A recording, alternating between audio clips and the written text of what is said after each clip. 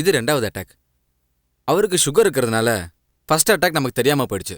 இனி ஜாக்கிரதையா இருக்கணும். இனி அடிக்கடி கச்சேரி அது இதுன்னு ஸ்ட்ரெயின் எடுக்காம வீட்டில் ரெஸ்ட் எடுக்க சொல்லுங்க.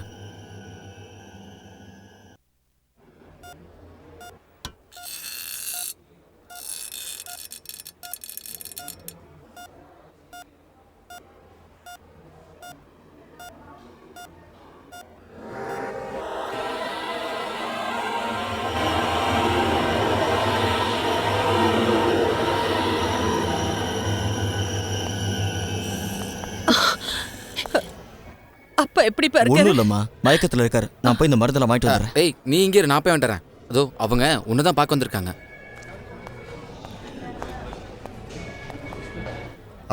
இவர் தான் வித்வானோட பையன் சூரியநாராயணன். என்ன வேலை பண்ற? பெருசா ஒன்றும் பண்ணலங்க. குழந்தைங்களுக்கு டியூஷன் எடுத்துட்டு இருக்கேன். அப்பப்போ அப்பா கூட கச்சேரி போவேன். அப்ப இவர்கிட்ட கேட்டா போதுமே. என்ன விஷயம்? இந்த நேரத்தில் இதை பற்றி கேட்குறேன்னு கோச்சிக்காதீங்க. போன மண்டல பூஜைக்கு திருவாரூர் கோயிலில் வித்வானோட கச்சேரியை புக் பண்ணியிருந்தேன்.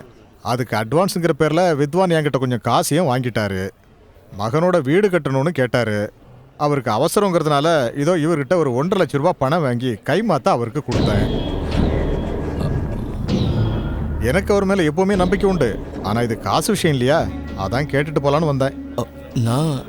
நான் அப்பா கிட்ட கேட்டு சொல்றேங்க. நீ அப்பாட்ட கேப்பியோ என்ன பண்ணுவியோ எனக்கு தெரியாது. நான் எங்க ஊர்ல சின்னதா வட்டிக்கு கொடுத்து புடைச்சுக்கிட்டு இருக்கேன். இப்ப பெரிய பிரச்சனைல மாட்டி விட்டீங்கல்ல, 1.5 லட்சம் பா. நான் ஏதாவது முயற்சி பண்றேங்க. ஒரு காசு கூட சம்பாதிக்காத நீ என்ன பண்ண போற? இதுக்கு உடனே ஏதாவது ஒரு வழி பண்ணணும்ப்பா, இல்லாட்டி பிரச்சனையாகும்.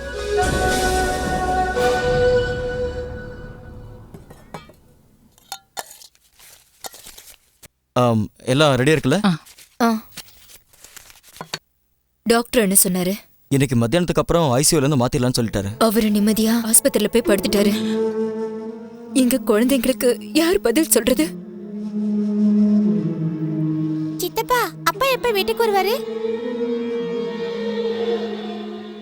வந்துருவார், சீக்கிரம் வந்துருவார். உனக்கு சித்தப்பா இருக்கம்மா. அந்த ஆண்டவன் எல்லாத்தையும் ஒரே நேரத்துல என் தலையில சுமக்க வச்சிட்டான்.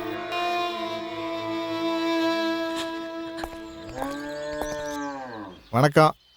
வணக்கங்க. ஹாஸ்பிட்டல் கிளம்பிட்டீங்க போல் இருக்கு. ஆமா, நாங்களும் அங்கே இருந்து தான் வரோம். ஐசியூல இருக்கிறதுனால அப்பாவை நேரில் பார்க்க முடியல. டாக்டர் என்ன சொல்றாரு? பிரச்சனை ஒண்ணு இல்லைன்னு சொல்லியிருக்காங்க. இதை பாருங்க, டாக்டருங்க எப்பவுமே அப்படிதான் சொல்லுவாங்க. அதையெல்லாம் நீங்க நம்ப வேண்டாம். புரியலையே. என் பேர் பொன்னுசாமி, இவன் பேர் தாசு. உங்க அப்பாவை பார்க்கலான்னு வந்தோம். இப்போ உங்களா பார்த்துக்கிட்டு இருக்கோம். முன்ன பின்ன தெரியாத ஆளுக்கு நாங்க பணம் கொடுக்கறதே இல்லை. ஆனா உங்க அப்பா வந்து கேட்கும்போது நாங்க மாட்டேன்னு சொல்ல முடியுமா? 3 லட்சம்லாம் வாங்கியிருக்காரு. அதுல ஒரு 50,000 ரூபாய் ஐயா திருப்பி கொடுத்துட்டாரு. ஆனா கணக்கு போட்டு பார்த்ததுல பாக்கி 2.25 லட்சம் இருக்கு. உங்க நிலைமை என்னன்னு எனக்கு புரியுது. அதனால வட்டி எனக்கு வேண்டாம். ஆனா என் முதல் எனக்கு வேணும் இல்லையா, அதை மட்டும் சூரியன் திருப்பி கொடுத்தா போதும். ஒருவேளை எங்க அப்பாக்கு ஏதாவது ஆச்சுன்னா எல்லாத்துக்கும் நான் இருக்கேன்னு நீங்க ஒரு கையெழுத்து போட்டு கொடுக்கணும். எல்லா ஒரு சேஃப்டிக்கு தான். அப்ப எங்க காசு எப்போ எங்களுக்கு கிடைக்கும்? இல்லைங்க, நான் உடனே எங்களுக்கு கொடுங்கன்னு கேட்கல. ஆனா 1-2 மாசத்துல எங்களுக்கு பணம் வந்தாகணும். என்ன எல்லாம் ஞாபகத்துல இருக்கணும்னு நினைக்கிறேன். வரட்டுமா?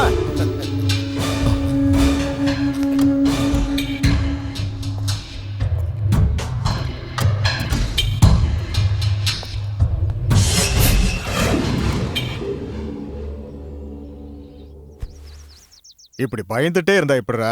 கொஞ்சமாவது மனதைரியம் வேண்டாமா? உங்க அப்பாவோட இடத்துல வேற யாராவது இருந்தாங்கன்னா இந்நேரம் கோடி கணக்கில் சம்பாதிச்சிருப்பாங்க. ஆனா சங்கீதத்தை ஒரு வியாபாரமா பார்க்காம வாழ்க்கையா வாழ்ந்தவர் உங்க அப்பா. இதால கிடைச்சது என்ன? வாழ்ந்த வாழ்க்கையில கொஞ்சம் கடன், அவ்வளவுதானே. இந்த காலத்துல இவ்வளவு பெரிய குடும்பத்தை காப்பாத்துறது ஒன்றும் சாதாரண விஷயம் இல்லை.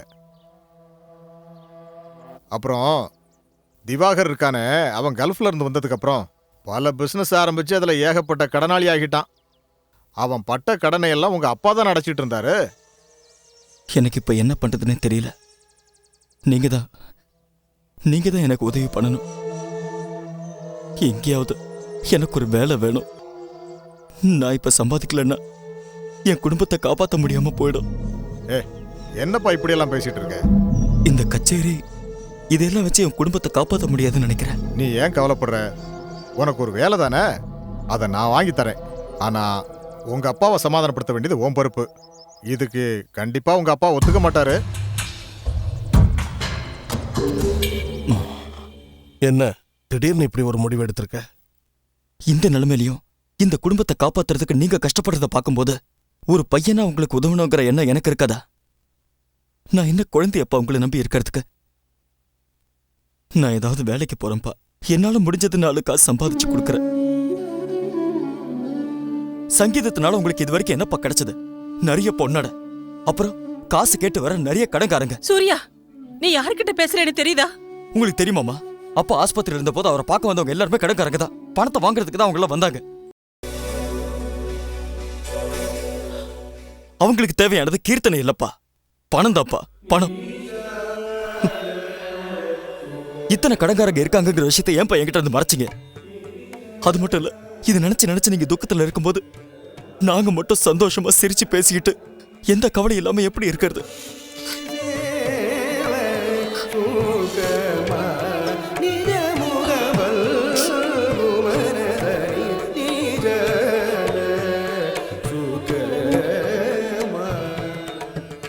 உங்களை குத்தம் சொல்லி சங்கடப்படுத்துறதுக்காக இப்படி சொல்லப்பா. எனக்கு வேலை வேணும், ரொம்ப முக்கியம்ப்பா. எனக்கு வேலை வாங்கி தர்றதுக்கு ஜிகே சார் ரெடியா இருக்காரு.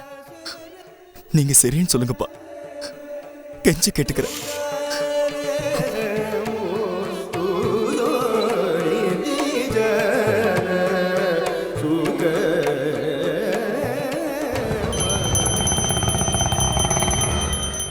கடவுளே, முதல் முறையா ஒரு வேலைக்கு போய் சேர போறேன். எல்லாம் நல்லபடியா நடக்கணும். என்ன ரொம்ப சோதிக்காத. ஏய், பிடிங்க. ஏய், நில்றா. ஏய், என் பேக் கொடு. ஏய், ஏய், நில்றா. ஏய்,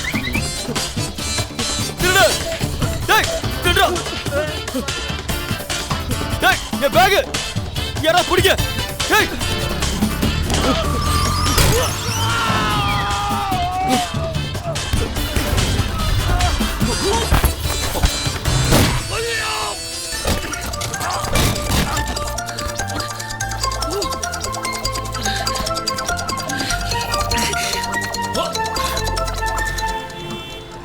என்ன லுக் விடுறா? ஹெல்மெட்டை கேட்ட. நீ எதுக்குடா என்ன இடிச்ச? நான் எதுக்கு இடிச்சேனா? ஒரு திருடன் என் பேக் எடுத்துட்டு போக அதை பிடிக்க நான் டைவ் அடிக்க என் பேக் அப்படியே பறந்து. கையடா, உன் பேக்க பிடிக்க எதுக்குடா என்ன கட்டி பிடிச்ச ரோட்ல உருண்ட நீ? தப்பா பேசுறீங்க. கட்டி பிடிச்சது உண்மைதான், ஆனா உருண்டு போறதுக்கெல்லாம் நீங்க தான் காரணம். பையன் கொஞ்சம் அழகா இருந்துடக்கூடாது. என் உயிரை வாங்குறதுக்குன்னு எங்க இருந்து தான் வரீங்களோ? என் கதையை சொல்லணும்னா ரொம்ப நேரம் ஆகும். யாருக்கிட்டயாவது மனசை திறந்து சொல்லணும்னு நினைச்சேன். இது வரைக்கும் அதுக்கு ஒரு நல்ல இடம் அமையவே இல்லைங்க. சரி சொல்லுங்க, வீட்ல என்ன விசேஷம்? எத்தனை பேர் இருக்கீங்க? என்னையா நடு ரோட்ல ஆக்சிடென்ட்டா? இல்ல இல்ல, நாங்க எங்க ஃபேமிலி மேட்டரை பத்தி டிஸ்கஸ் பண்ணிட்டு இருக்கோம். கேக்குறீங்களா? சொல்லுங்க. போடா. அதாவது வாழ்க்கைங்கிறது ஹைவேஸ் ரோட்ல போற கார் மாதிரி. ரோடு கரெக்டா இருக்கணும். அது சரி, உங்களுக்கு கார் ஓட்ட தெரியுமா? இல்ல, தெரியுமா தெரியாதான்னு சொல்லுங்க. லூசையா நீ? இல்ல, ஏன்? ஒழுங்கா பரவல ஆக்சிடென்ட் ஆகி நடு ரோட்ல உட்கார்ந்து கதையா பேசுற நீ? Hello, excuse me. கிளம்பிட்டீங்களா? போடா, கடுப்பைத்த வந்துட்டான்.